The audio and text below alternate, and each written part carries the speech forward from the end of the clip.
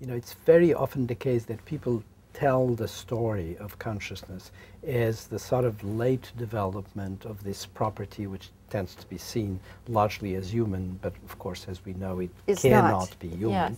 Only it's very widespread, and this process of consciousness is the process that allows us to run our lives personally and in society the way we do.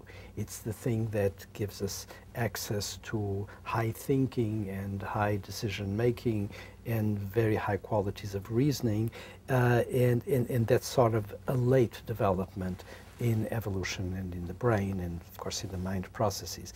And I think that this is entirely wrong, and what I think is that the processes of running life and organizing life have been set from very early on in very simple life forms. Yes. In fact, in cells that are as simple as bacterial cells, which when you look at them have the most amazing capacities. They have capacities, for example, of organizing socially. They have capacity of fending off individually for themselves and maintaining life and struggling for their existence. And in fact, they even have the possibility of organizing themselves to the point of doing what is now called by biologists working with bacteria as quorum sensing. They will be able, the bacteria, without a brain, without a nervous system of any kind, they will be able to sense how many of them are there. Is this enough to do what we need to do in this process? Yes. How can we fight for territory? But this is fascinating because it's not self-reflective self-consciousness, but it has all the underpinnings of human social behavior. And so what I think is happening with us is that little by little we have evolved the ability with our high brains and very complex organization of the nervous system, we have evolved the ability to discover that these things exist and have existed all along, and to then project the process of consciousness into a completely different dimension, which is instead of just running the basic homeostasis, just running the basic life regulation, which largely has been given by our genome,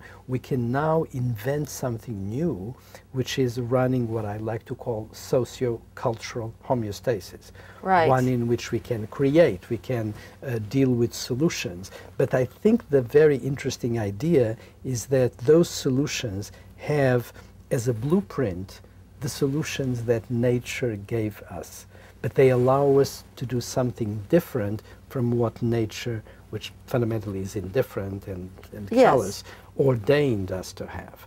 And so this allows you to, I like to, when people say, well, what is sociocultural homeostasis? And I said, well, do you know about the Supreme Court? Yes, well, the U.S. Supreme Court is a cauldron for development of the balance of powers, homeostasis. And the Organization of Financial System is another such example. And the appearance of the arts, the appearance of medicine, the appearance of technology, all of those are developments that have at their root exactly the same origin and the same cause and the same effect.